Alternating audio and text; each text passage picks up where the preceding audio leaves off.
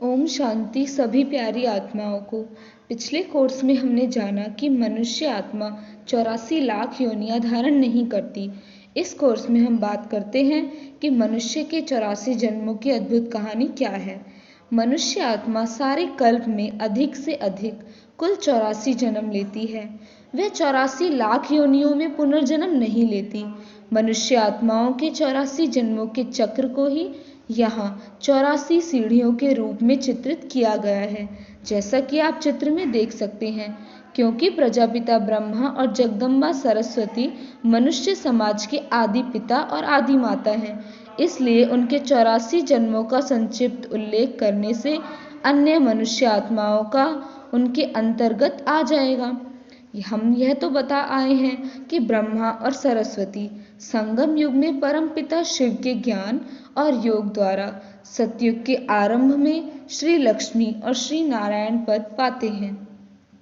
अब चित्र में दिखलाया गया है कि सतयुग के 1250 वर्षों में श्री लक्ष्मी श्री नारायण 100% सुख शांति संपन्न 8 जन्म लेते हैं।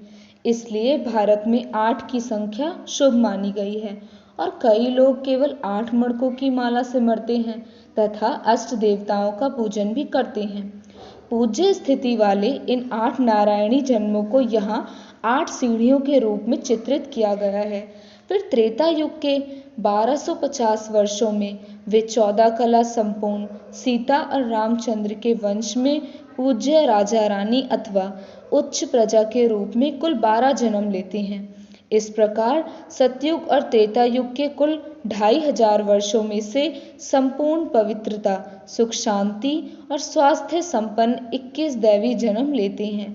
इसलिए ही प्रसिद्ध है कि ज्ञान द्वारा मनुष्य के 21 जन्म अथवा 21 पीढ़ियां सुधर जाती हैं अथवा मनुष्य 21 पीढ़ियों के लिए तर जाता है। तो सतयुग और त्रेता युग की कहानी के बारे में आप लोगों ने जाना।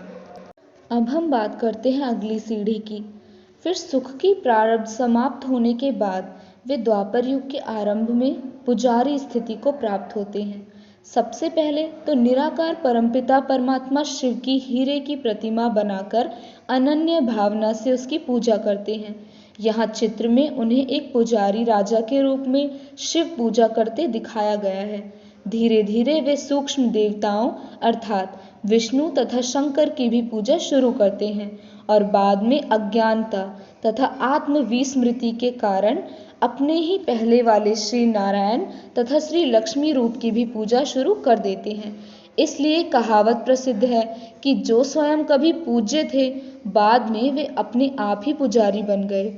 श्री लक्ष्मी और श्री नारायण की आत्माओं ने द्वापर युग के 1250 वर्षों में ऐसी पुजारी स्थिति में भिन्न भिन्न नाम रूप से वैश्यवंशी भक्त शिरोमणि राजा रानी अथवा सुखी प्रजा के रूप में कुल 21 जन्म लिए।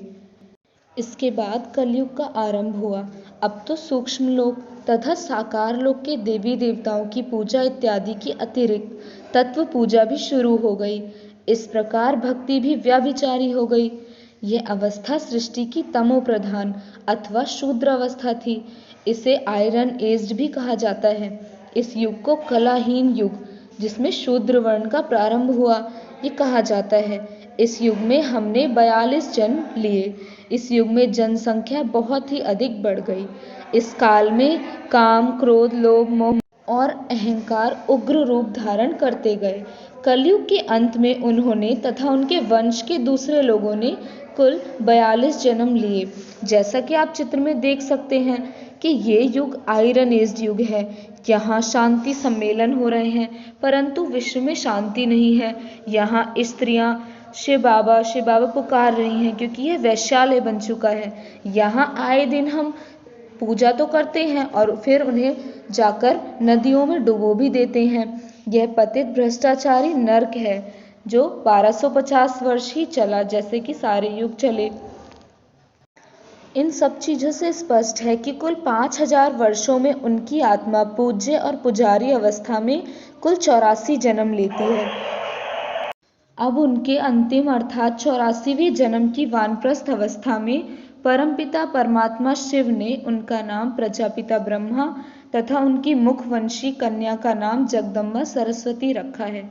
इस प्रकार देवता वंश की अन्य आत्माएं भी 5000 वर्ष में अधिकाधिक 84 जन्म लेती हैं। इसलिए भारत में जन्म मरण के चक्र को 84 का चक्कर भी कहते हैं।